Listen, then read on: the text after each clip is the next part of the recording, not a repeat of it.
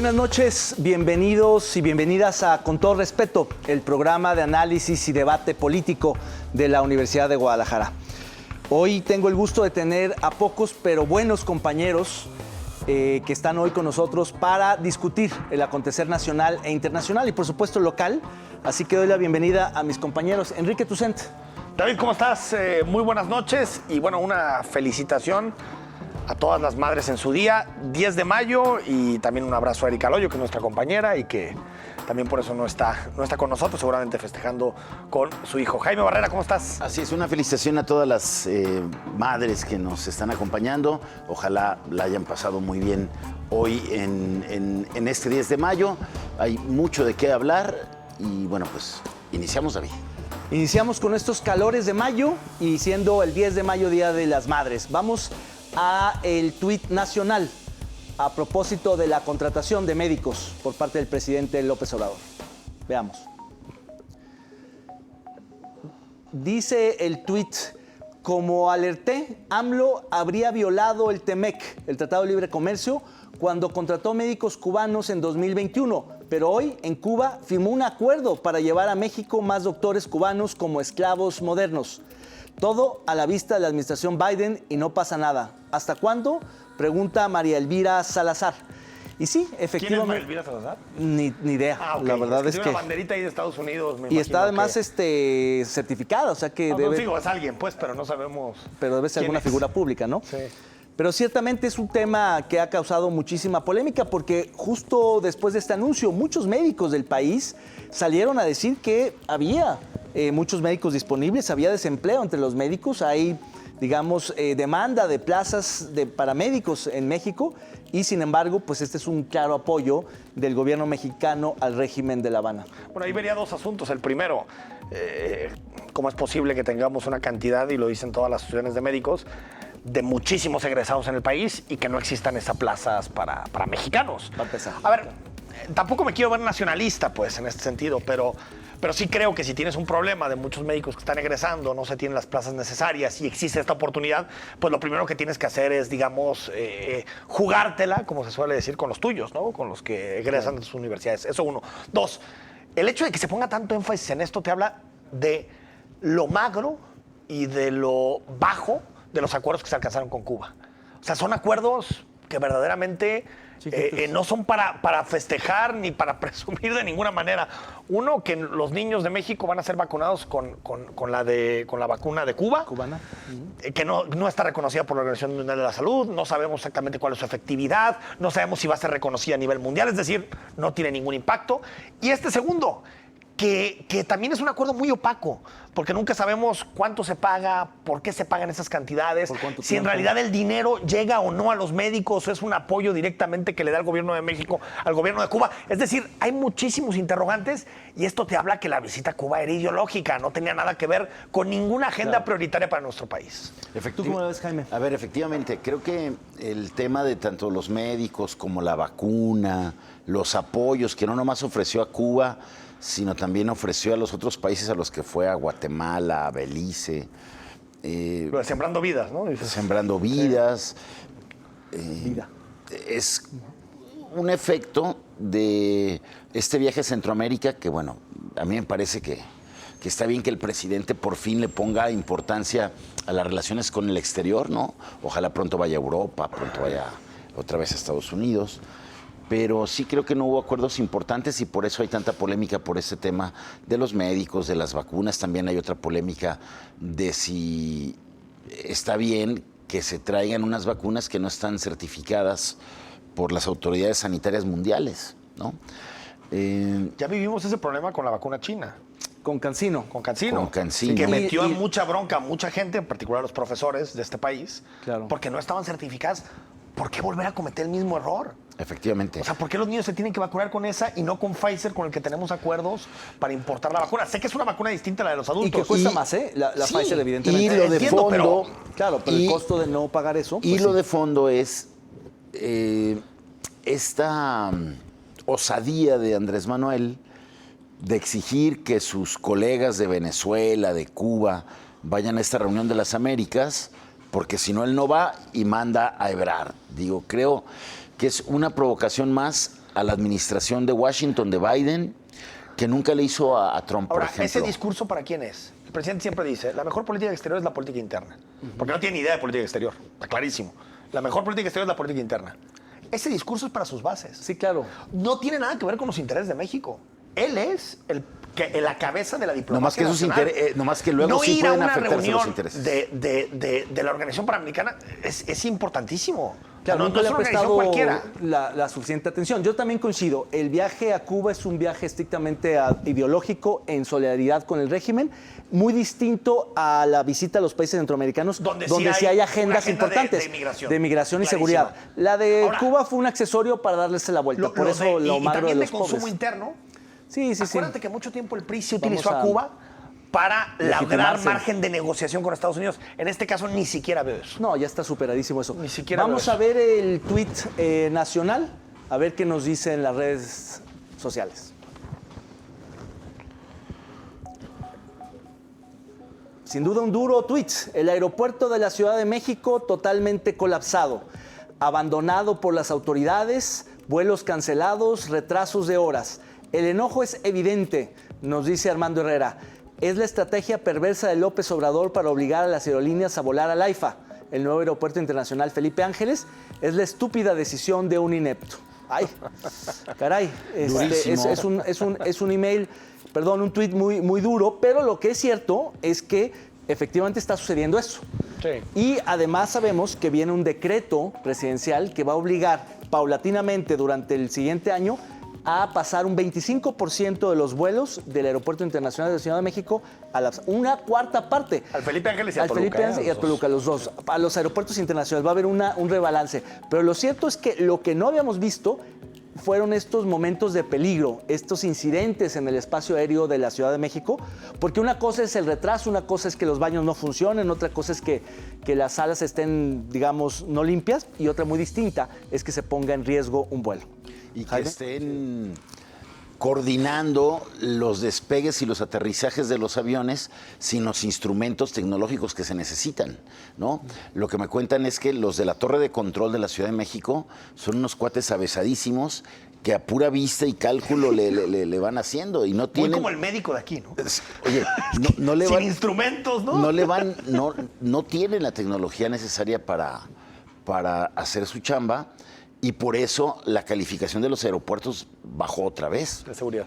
O sea, y eso se vio evidente el fin de semana, que pues hay videos de cómo le dicen a un avión de Volaris que Volaris que podía bajar y solo por la habilidad del piloto pues logró esquivar al avión que ya estaba ahí abajo. Vio un avión ahí abajo. ¿No? Iban a chocar. ¿Tú cómo la ves? Iban a chocar y ahí pudo ser una tragedia tremenda. Tuvo que renunciar el del control aéreo del aeropuerto para hacer la investigación.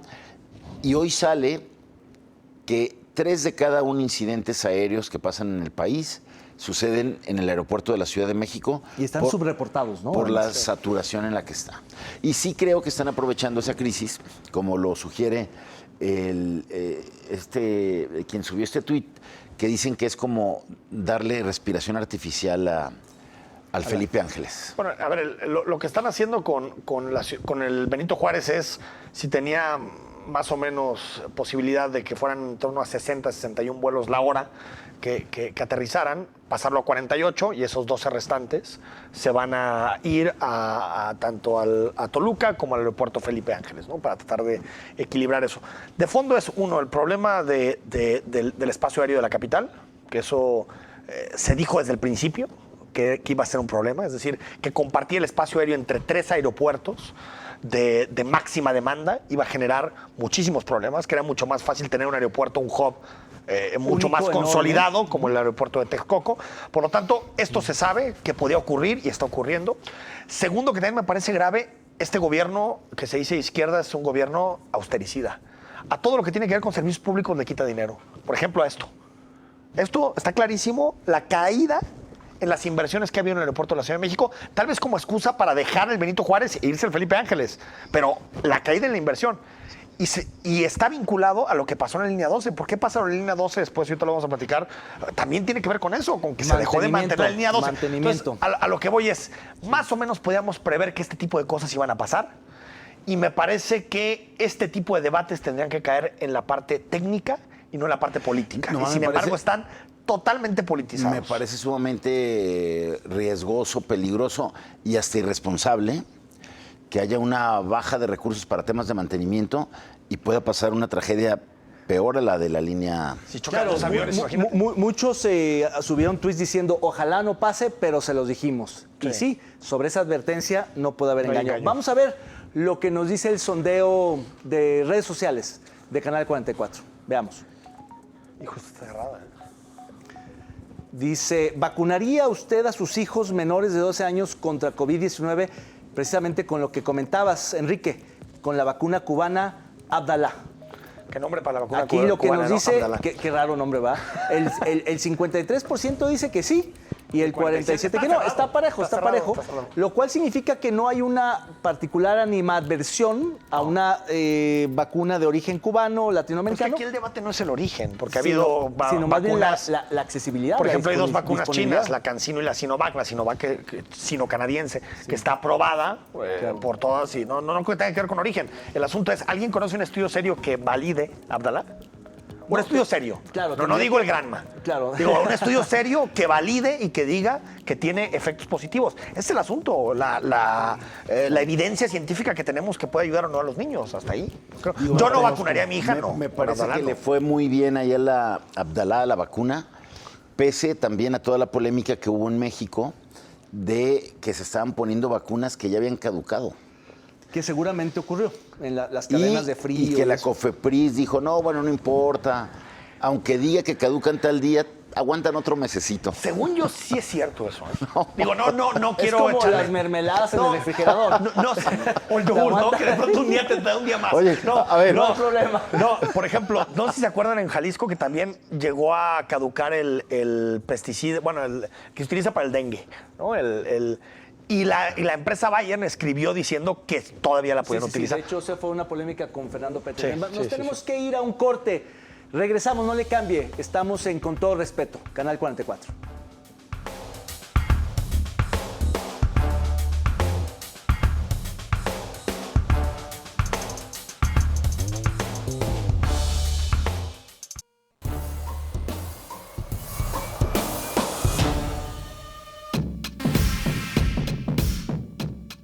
Asesinan al periodista sinaloense Luis Enrique Ramírez pese a programa de protección. Ya son 9 en lo que va del año y 33 en el sexenio de López Obrador. El periodista Luis Enrique Ramírez Ramos, columnista político del periódico El Debate y director del portal de noticias Fuentes Fidedignas, fue asesinado en Culiacán, Sinaloa. Con su caso, son 9 comunicadores víctimas de homicidio en este 2022 y 33 en lo que va del gobierno de Andrés Manuel López Obrador. Estaba amenazado. Huyó de Sinaloa para salvar su vida, luego de que uno de sus compañeros fue asesinado. Se supone que estaba bajo el mecanismo de protección, que otra vez de poco sirvió.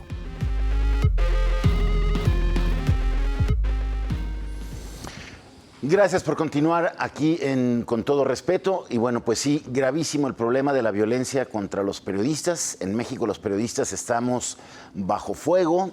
México está catalogado como uno de los países que representan el mayor riesgo para desempeñar el ejercicio periodístico. Iban 9 hasta la semana pasada. Ayer subimos a 11. En Veracruz mataron a 2 colegas, a 2 compañeras. Fue un doble homicidio de periodistas, es decir, vamos de mal en peor. Y lo peor también es que este colega de Sinaloa que mataron la semana pasada estaba al igual que la periodista de Tijuana, recordarán ustedes que fue en abril del 19 a la mañanera y le dijo al presidente, oiga, yo temo por mi vida porque tengo un litigio con Jaime Bonilla, que es su amigo, que gobierna Baja California, y pues necesito que pues, usted haga algo.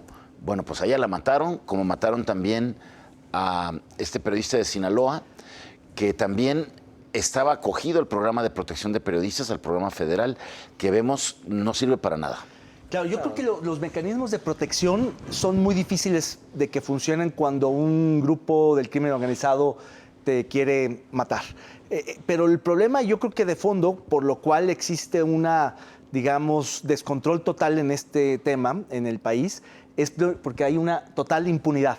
No ha habido un solo caso de los periodistas asesinados en este sexenio, al menos en lo que va de esta administración, que haya sido detenido, juzgado y castigado, sentenciado, por el crimen de haber matado a un periodista. Con esos niveles de impunidad, totales, absolutos, cuesta muy barato asesinar a un periodista. Por más escoltas que pueda tener, por más mecanismos de protección, siempre es posible encontrarlos en un momento de descuido, en un... ¿Pero el mecanismo de protección qué es? ¿Que una patrulla pase a tu casa y te diga que estás bien? ¿O qué es el mecanismo de protección? Es que está totalmente desdibujado. Por eso, no es que cuando decimos están en el mecanismo de protección, están en nada. Están en nada. Hay una periodista que me tocó que me contara del Universal que cubre crimen organizado que me dijo que sí tenía una escolta 24/7 todo el tiempo junto con ella. Pero creo que no pasa con la mayoría. No, con la mayoría no, porque cuesta muy caro. Pero si tú vas a pasear a tu perro, vas a la tienda, vas al cine y vas caminando con o sin escolta en día libre o día de trabajo y te quieren matar, un comando te mata. El problema es que no han detenido a nadie. Y solamente decir que México es el país en no guerra más peligroso para el periodismo en el mundo. Estamos a la altura de los países que están en guerra. Solo Uganda está peor que nosotros. Uganda. Y Uganda porque creció. Sí. No solía estar encima de nosotros, creció en los últimos. Sí, terrible. A ver, yo partiría de dos hechos. El primero, porque cada que platicamos de los asesinatos a periodistas, a mí me llegan mensajes diciendo, ¿por qué hablan tanto de los asesinatos a periodistas y no de los demás? y no de los demás? Por un dato sencillo, la tasa de homicidios a periodistas es 3 veces mayor que la tasa promedio de la sociedad. 3 veces mayor. Es decir, se matan 3 veces más a periodistas que la ciudadanía en general. O que otras profesiones o que otras profesiones, cosas. que la ciudadanía en general. O sea, comentando en promedio con la tasa promedio que tenemos de homicidios en nuestro país. Es decir, un periodista es más vulnerable que un ingeniero, un arquitecto o quien sea. Casi cualquier profesión. Sí. No, tal vez menos policías y tal vez alguna otra, ¿no? Es decir, uno, por eso, porque sí es una profesión vulnerable en sí. 2, que me parece también relevante, y medio lo esbozabas, David. No hay detenidos, pero tampoco hay esclarecimiento de los hechos. Sí. O sea, ¿por qué matan a los periodistas? No se saben los móviles, ¿no? Bueno, tú partías de la idea del que el crimen organizado. Yo creo que la mayoría se explican por eso. Pero no sabemos si también hay complicidad de los políticos, o si hay complicidad de las autoridades, o si hay complicidades de los policías. Es decir, se mata también con tal impunidad, no solamente por el crimen organizado, sino también porque hay un apoyo de alguna manera institucional para que ese tipo de cosas sucedan. Entonces, ¿cómo vamos a poder combatir el asesinato a periodistas si ni siquiera sabemos por qué los matan? Claro. Asumimos, como el discurso de se matan entre ellos, asumimos que es el crimen organizado el que mata periodistas. Y tal vez una mayoría pueda ser cierto, pero no tenemos ninguna investigación concluyente en casi ninguno de los casos. Ni los icónicos como el de Miroslava Breach o el de Javier Valdés, que se volvieron muy icónicos a nivel nacional, tampoco tenemos investigaciones de fondo. Entonces, es imposible saber por qué están matando periodistas. En el de Javier Valdés parece que tienen al autor intelectual, pero no está enjuiciado. No está sujeto a proceso. Va súper lento. Ahora, añadiría a lo que planteaba Enrique, el tema también es que efectivamente se tendría que hacer justicia con el asesinato de cualquier ciudadano. Sí. El tema es que cuando se agrede también al periodista, se inhibe la libertad de expresión y con ello se debilita también la consolidación democrática de cualquier comunidad. Entonces, eso también es lo grave y lo que afecta la agresión a un periodista a toda una comunidad. Y yo creo que en ese sentido falta muchísima conciencia colectiva de ese tema. Porque cuando matan a un periodista hay pequeñas manifestaciones de los colegas nada más. Ves a los colegas de Culiacán 10, 15, 20. A veces. Cuando yo creo que si hubiera un poco de más conciencia debería salir la gente que lee, las audiencias. ¿Pero no crees, Jaime, que eso lo que nos está diciendo es que no hay una prensa social por la labor del periodista? No totalmente.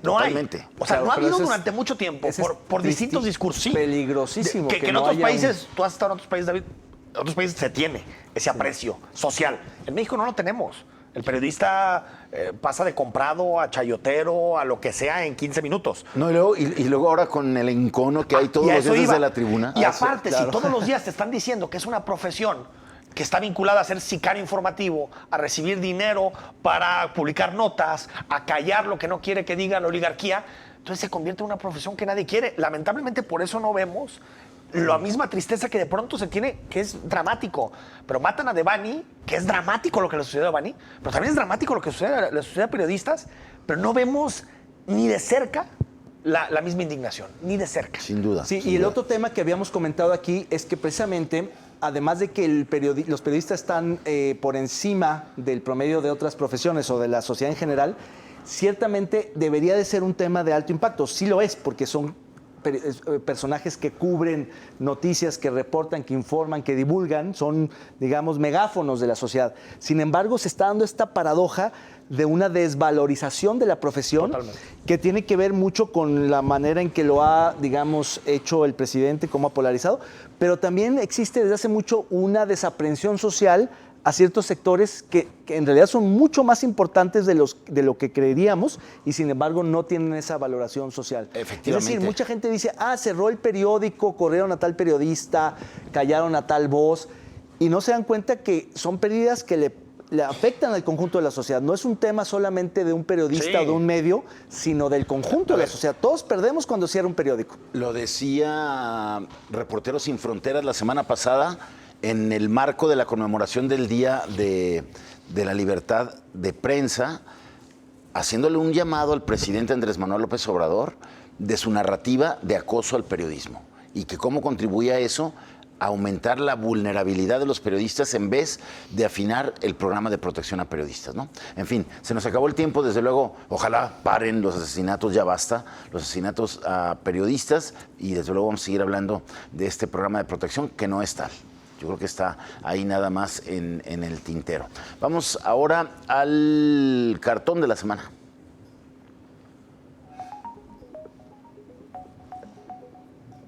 Bueno, cartón o meme, ahí lo está viendo usted, es un poco de lo que ya habíamos hablado, cómo se le está dando respiración artificial al Aeropuerto Internacional Felipe Ángeles. Ahí está la broma de el Air Macuspana, ¿no? La tierra del presidente con las maletas como si fuera un camión guajolotero, ¿no? De allá de... A mí me parece un poco clasista, un poco, digamos, discriminatorio, pero bueno, lo que es cierto, lo que hay detrás es este menosprecio del presidente por el tema en general aeroportuario, donde me parece que efectivamente en un ánimo casi obsesivo de, digamos, entregar como resultado de su sexenio una gran obra pública que será este aeropuerto Felipe Ángeles, pues lo está, digamos, apuntalando de manera artificial a costa de otros Yo otros fíjate que municipios. yo discrepo contigo, a mí no se me hace discriminatorio. Discriminatorio se me hace que creamos que lo público debe ser chafa. Eso me parece discriminatorio. Lo público debe ser de altísima calidad. Sean centrales camioneras o sean aeropuertos.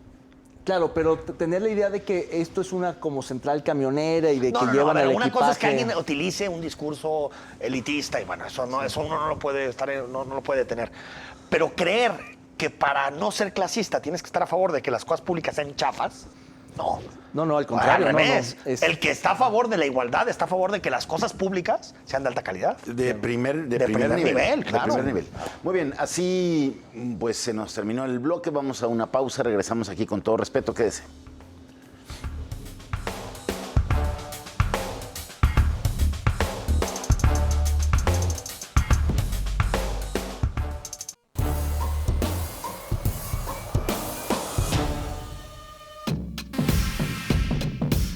Protesta de pepenadores en el centro de Guadalajara exhibe a las autoridades con el problema de la basura.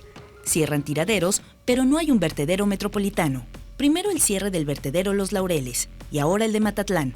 Ponen en evidencia que por más anunciada que estaba la crisis de la basura, ni el gobierno del estado ni los municipios tenían plan B para enfrentar el problema. No contemplaron qué harían con la gran cantidad de familias que han vivido en las últimas décadas de la basura y que hoy reclaman esos espacios para seguir subsistiendo. De ahí la reacción de los pepenadores, que llevan todo el fin de semana manifestándose en torno al Palacio de Gobierno.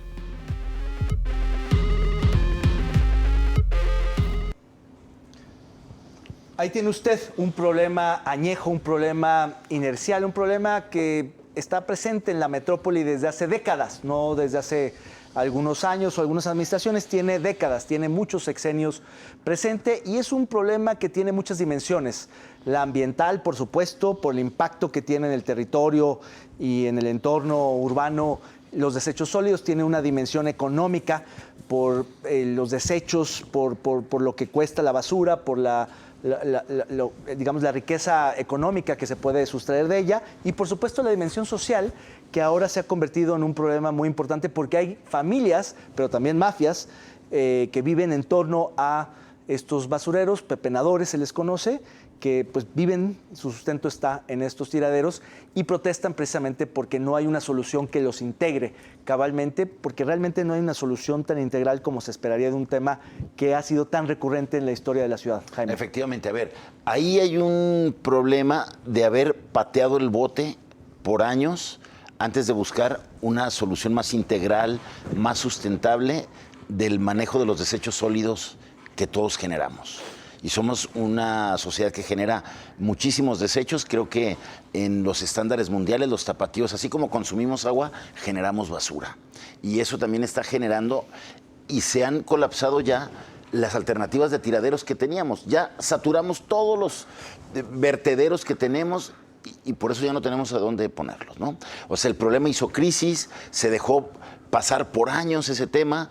Se trabajó en una alternativa en Tala, en este gobierno, que les tronó a la hora de la hora que lo iban a echar a andar porque tampoco se cuidaron algunas cosas. Y hoy tenemos ese problema que nos está detonando en este aspecto social que es el de los pepenadores, que efectivamente hay familias que efectivamente viven de eso, por años han vivido por eso, que también de repente son manipulados por otras mafias, por otros intereses. Sí, hay que separar eso, nomás no hay que hacerlo, como se hizo ayer, con evidentes abusos y excesos policiales, porque eso pues nada más complica el tema, ¿no? ¿Tú cómo lo ves? Ahí partiría de tu primer diagnóstico, Jaime, que es, se tomó la decisión de Laureles, creo que es la decisión adecuada de cerrar Laureles. Ya, eso tenía que haber cerrado desde hace 10 años. Desde hace 10 años, ¿no? Y se optó por Tala, sin los acuerdos políticos necesarios ni los acuerdos sociales necesarios para poder echarlo adelante, con la población en contra. Y se cayó. Que digo, casi siempre los vertederos pues son una pues bronca. Nadie los quiere cerca, nadie los quiere cerca. Pero antes de anunciar que cierras Laureles, tienes que saber a dónde va a ir. Y después de ahí se abrió pues el reino de taifas, porque es cada quien por su lado. Guadalajara y Zapopan llegaron a un acuerdo, ¿no? Para ir a Picachos, que la basura de Guadalajara fuera Picachos. Tlajomulco empezó su modelo, que es el cambio de la antigua Cajilota por un modelo distinto. Tonalá tiene el suyo. Es decir, no hay una solución metropolitana al tema de la basura. Cada quien está haciendo lo que se le viene en gana, lo que puede. Ese es el... Creo que por... Sí, claro. No hay una solución metropolitana. Ahora, sí, no, hay algunas que son menos improvisadas que otras. Por ejemplo, yo creo que la de Picachos es totalmente improvisada. Que es, tengo un buen vertedero, bien evaluado, en Zapopan y llevo la basura de Guadalajara. Creo que el proyecto de Tlajomulco no está mal en términos de economía circular y de lo que busca de cara al futuro, pero no hay una solución metropolitana. Ahora, el gobernador se sale del tema, sale del debate y se lo deja a los presidentes municipales. Y de cara a la elección de 2024 y de toda la grilla que se está viviendo, eso también complica los acuerdos. Pues claro, porque hay intereses políticos. Y por último, yo nada más trataría de separar el fenómeno de los pepenadores del negocio de los pepenadores, sí. Que lo manejan unos poquitos, porque a veces también con el tema de los ambulantes cometíamos ese error. O sea, es cierto que hay mucha gente que depende de eso, pero también es cierto que hay mafias. Bueno, este cuate de la Ciudad de México, priista, ahorita Cuauhtémoc Gutiérrez, el rey de la basura. De la basura. Bueno, él, su papá, crecieron políticamente por la gestión de la basura y los negocios de la basura. Aquí sucede algo similar, no la represión, pero tampoco los convirtamos en unos luchadores por la justicia social. Claro, pero además hay que ver los números. Yo también creo que tienen razón en cuanto a que efectivamente hay gente totalmente comprometida, o mejor dicho, que no auténtica, que no tiene otra opción, y hay oportunistas, hay mafias, hay de todo. Y política dentro de los números, también. Estás hablando de no política tanta, y muchísimos intereses, ¿eh? A mí la parte que más me preocupa es esto que mencionabas, de la inexistencia de una visión, no digamos de una solución, de una visión metropolitana. El problema es que eso se tiene que ver desde una instancia metropolitana como el Que sea el IMEPLAN IMEPLAN. o desde el gobierno del Estado, pero no desde los municipios. Dejárselo a los alcaldes me parece que, digamos, ahonda, profundiza Yo más creo que el IMEPLAN es muy la débil como fragmenta. para tomar una decisión así. A ver, porque La agencia de la basura no jala, porque no todavía tenga no. pero no porque no puede llegar a tener las atribuciones, sino porque, David, es demasiado negocio. No, es pero- que el tema de la basura es demasiado Pero negocio. sería un error darle no, a eso ver, al no, IMEPLAN, a ver, claro. no sé si el IMEPLAN o alguna instancia, A ver, tiene a que haber ver, una yo- instancia a ver, por encima a de ver, las yo partes. sí O creo. al gobierno de a ver, Jalisco. yo sí O al creo. gobierno de Estado. A ver, el tema es que tenemos un IMEPLAN debilitado. Sí, muy... O sea, no, Pero mucho no más infiltrado, fuerte que antes, ¿eh? Mucho más debilitado fuerte que porque también entró la lógica política el IMEPLAN y se echó a perder desde ahí. O sea, no es una institución que tenga la fuerza para guiar la influencia, para guiar a las administraciones municipales a generar una visión metropolitana. Pero creo que lo he hecho en algunos temas, Jaime.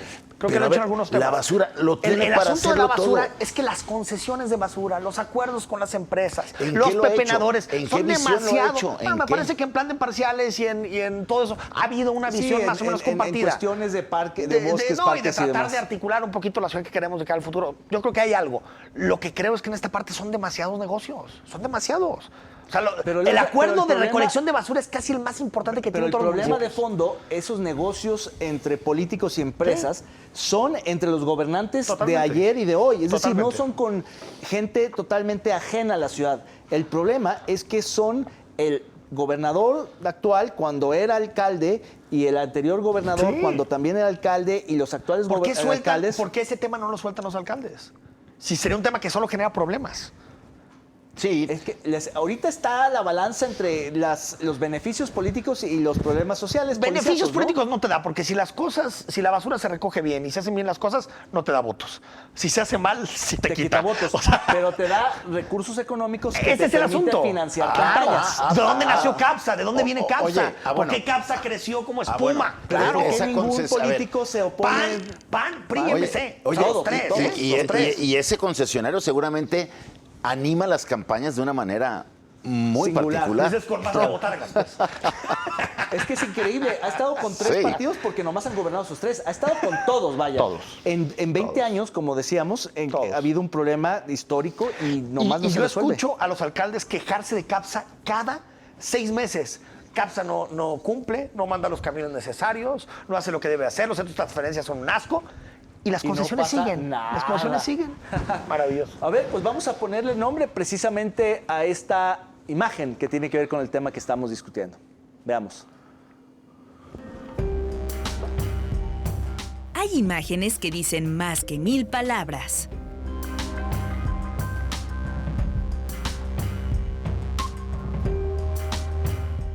Usted, póngale el nombre.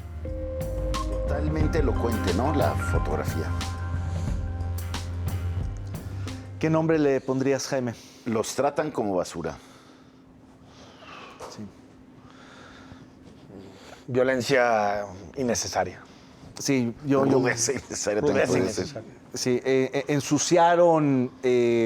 ensuciaron con violencia la plaza pública. A ver, yo entiendo, y yo creo que es una labor del Estado. O sea, si a cada rato cualquier grupo te va a querer cerrar independiente, Sí, no, caíste en Juárez y tu casa. Ramón Corona, ¿qué era? Juárez y Ramón Corona o Juárez y 16 de septiembre, pues si tienes que hacer algo para quitarlo, porque luego si Pero no se con hace... los protocolos, ese es el problema que Siguiendo siempre tenemos eso, con los policías, sí. que cuando entran a madrazos, o sea, no pueden entrar, Son poco- no pueden entrar a digamos, separar y Haces- llevarlos. Exacto, con los escudos. No son pepenadores que separen las cosas, no, no. Es que no, eso ellos sucede con agarran todos, ese es el parejo. problema. Tú Ese dirías, el es gran que problema. hay forma de... Oye, había no hay. unas imágenes Claro. durísimas, clarísimas, donde uno, con su casco así enorme que tiene los antimotines, trae un pepenador así, ¡pum! Le da un coscorrón con el, Increíble. con el casco. Increíble, O sea, increíble. No, no. Increíble. Sí, es que, fíjate, es bien triste porque esa imagen manda una pésima señal y supone un costo político para el gobierno. Es decir, un policía, alguien que se salta el protocolo, que no hace bien su chamba, puede dañar mucho la imagen de un gobierno. Sí, porque sí, yo estoy seguro que la anticipan, instrucción fue claro. contengan, sean duros, no, que no Desplacen. desplacen tal. Pero uno se pone violento Oye. porque le pagan mal, porque está mal capacitado, porque no escuchó bien la instrucción y deshace todo. O porque, Ve lo que provoca. o porque les dicen sus altos mandos, vamos por ellos, como sea, ¿no? Pasó lo del 4 y 5 de junio. También. Que fue una Bueno, represión del con- tamaño, ¿no? Peor. ¿Sabes? Me llamó mucho la Con atención este desaparecidos. operativo, y yo lo escribía, no veíamos tantos detenidos, 67 detenidos, desde el 2003, Desde el 22 de mayo. cuando los globalifóbicos. Muchos, sí, fue 2004, masivo, fue ¿no? masivo. ¿Mandé? 2004. 2004, por ahí. 22 de mayo, 28 de mayo. Sí, pues sí, es un tema que va a estar presente, lo seguiremos discutiendo porque seguramente va a dar mucho de qué hablar. No, este es un tema resuelto, es un tema, una papa caliente que se están No, aventando ojalá se resuelva. alcaldes y gobernadores, pero tenemos que ir a un corte. Seguimos aquí en Con Todo Respeto. No le cambien, volvemos.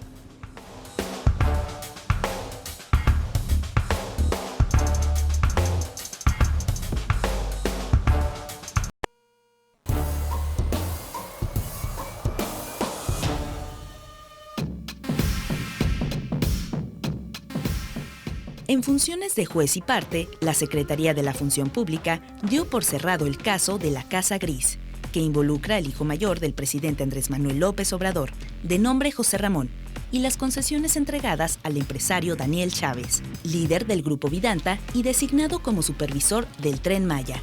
La conclusión de la dependencia es que no se encontraron evidencias competentes y concluyentes que acreditaran la presunta comisión de hechos, actos u omisiones susceptibles de configurar alguna falta administrativa atribuible al servidor público y a los particulares, aunque luego aclaró que no tiene competencia para investigar actos jurídicos ajenos a la Administración Pública Federal, ni tampoco los actos celebrados fuera del territorio nacional, como los que se refieren en el escrito acerca de la empresa Key Partners, empresa propiedad de 2 hijos del fundador de Grupo Vidanta. Tras 2 meses de incidentes de seguridad a lo largo de la carretera 110, que une a los estados de Colima, Jalisco, Michoacán y Guanajuato, mismos que han minimizado las autoridades estatales y federales, es el gobierno de Estados Unidos el que alza la voz y lanza una alerta al menos para sus funcionarios, para que no viajen a la zona del conflicto que inició con la matanza en San José de Gracia y continuó con una agresión a 2 policías de Jocotepec, bloqueos carreteros, el asesinato de 3 personas y además el pánico que han generado a los turistas visitantes de una zona que antes se caracterizaba por la tranquilidad. Al menos 3 presidentes municipales de la región, como otros tantos, han solicitado apoyo de las fuerzas estatales y federales, pero además osaron hacer un llamado a sus gobernados a permanecer en casa, y la respuesta fue un regaño desde la Secretaría de Gobierno y la invitación a que retiraran el anuncio de sus redes sociales. El problema continúa y sin duda alguna ha rebasado fronteras.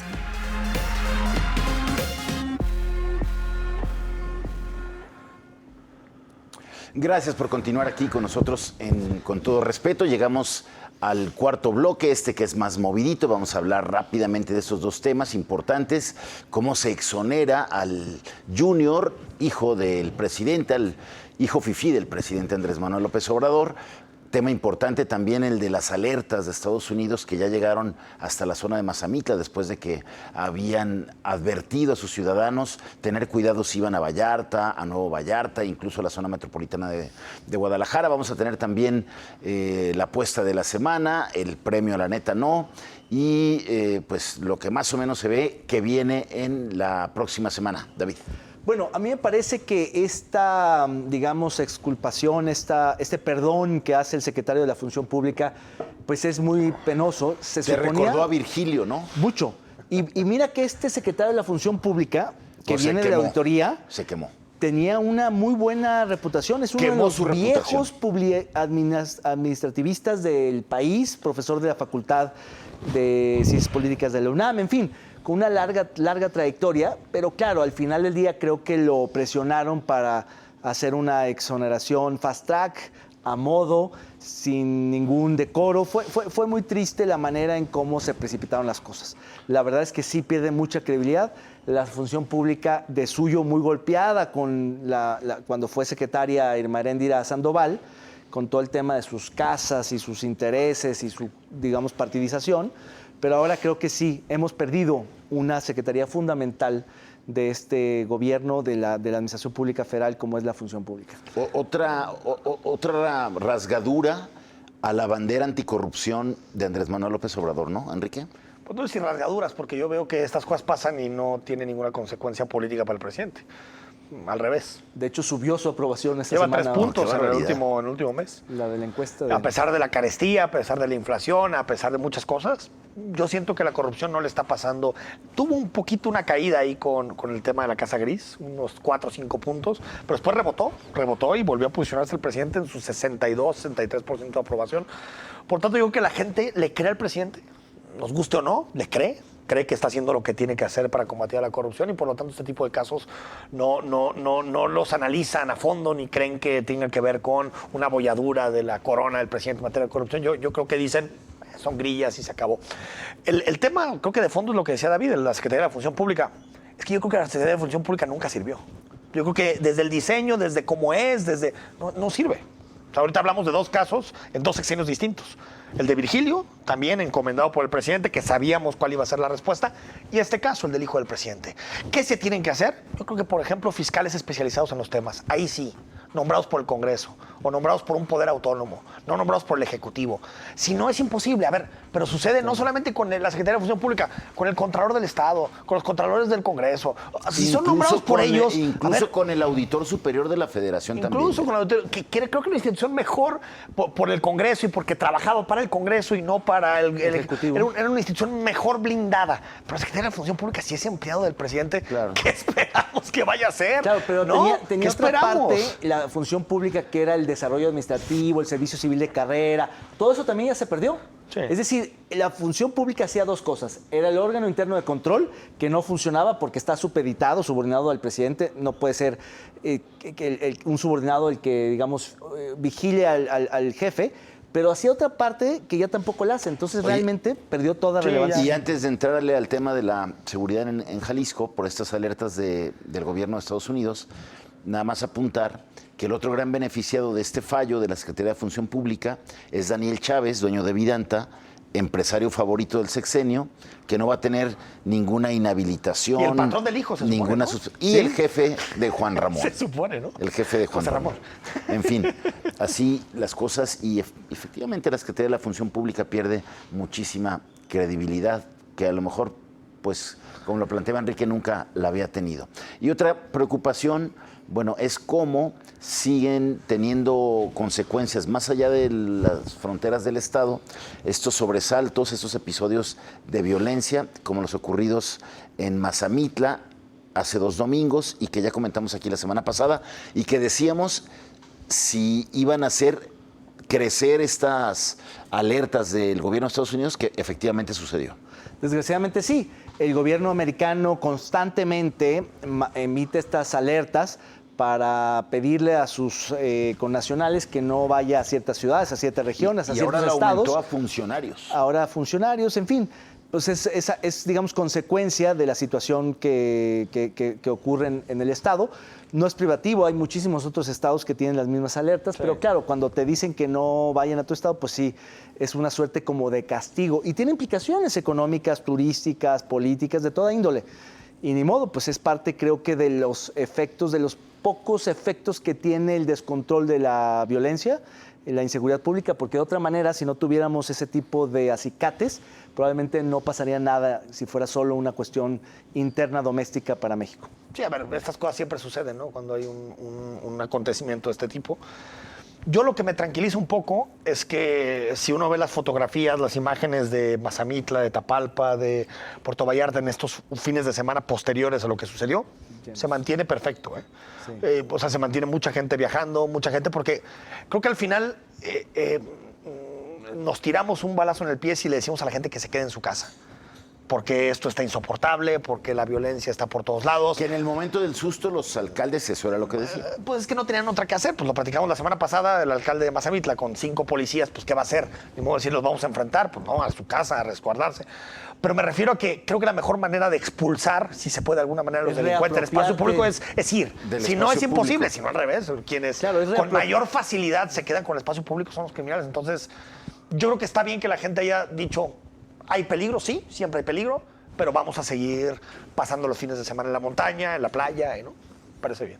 Bueno, y ojalá sirvan estas alertas para que las autoridades, bueno, afinen sus estrategias de seguridad y eviten que estos sobresaltos se den no solamente en los lugares turísticos, sino en toda la entidad y en todo el país. Y más ahorita, perdón Jaime, que ya no tenemos que usar cubrebocas.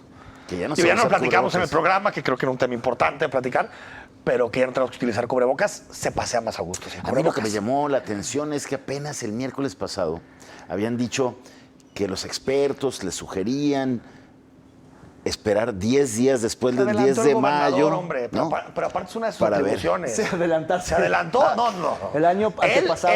Él puede tener, y sabemos que le gustan las mesas, él puede tener las mesas que él quiera, pero al final la decisión le toca a él. Y la decisión que toma es en diálogo con la Adelantarse mesa de 11 salud, días. pero es una decisión que toma él. Y me parece aparte justificada totalmente en Sí, datos. yo creo que ya si uno va a cualquier lado, en exterior ya en ningún lugar del mundo hay cubrebocas, o casi en ningún lugar. Y en interiores hay algunos lugares que lo siguen manteniendo, pero yo creo que ya con los datos que tenemos, 21 personas hospitalizadas, ya era momento de dar el paso. Y yo a veces veo algunos médicos como que dicen, no hay que dar. No, a ver, ya vamos encontrando la luz al final del túnel. No, está bien. No, ya se acabó, ya es endémica. Ya es endémica, exacto. Ya declaramos el fin de la pandemia, aunque claro, está el caso chino, que está cerrando ciudades en y tal vez Shanghái. volvamos a ponernos alguna vez el cubrebocas, pero en este momento como estamos, claro. sí se puede hacer. En Shanghái se están confinando otra De vez. nuevo. Esperemos De nuevo. nosotros que no sea necesario. Vámonos ahora a la gustada sección de La Neta No.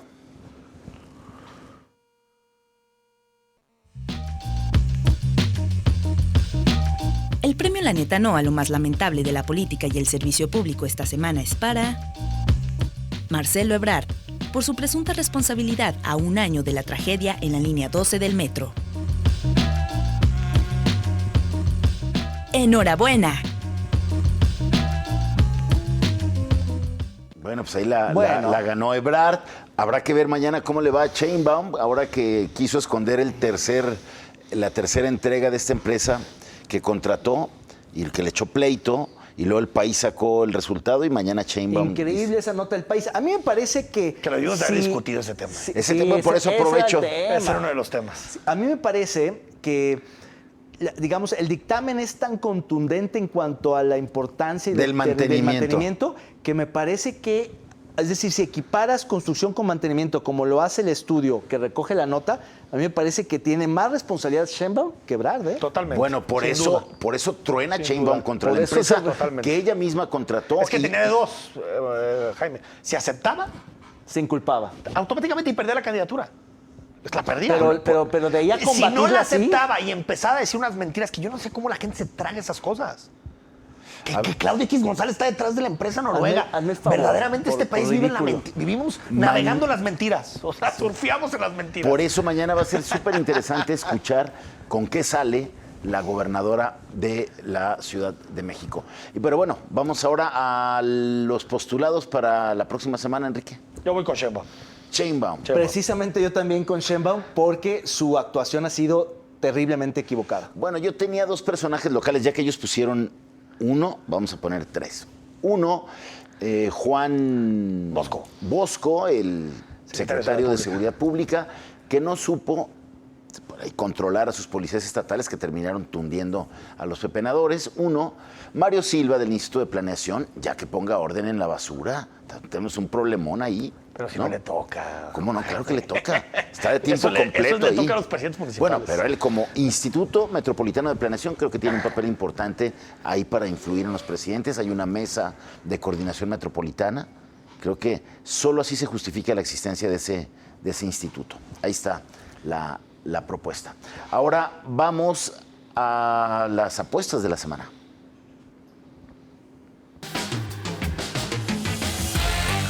La apuesta de esta semana fue: ¿harán las paces Pablo Lemus, alcalde de Guadalajara, y Marco Valerio, que tiene acusaciones de acoso? Y todos coincidieron en que el conflicto seguirá.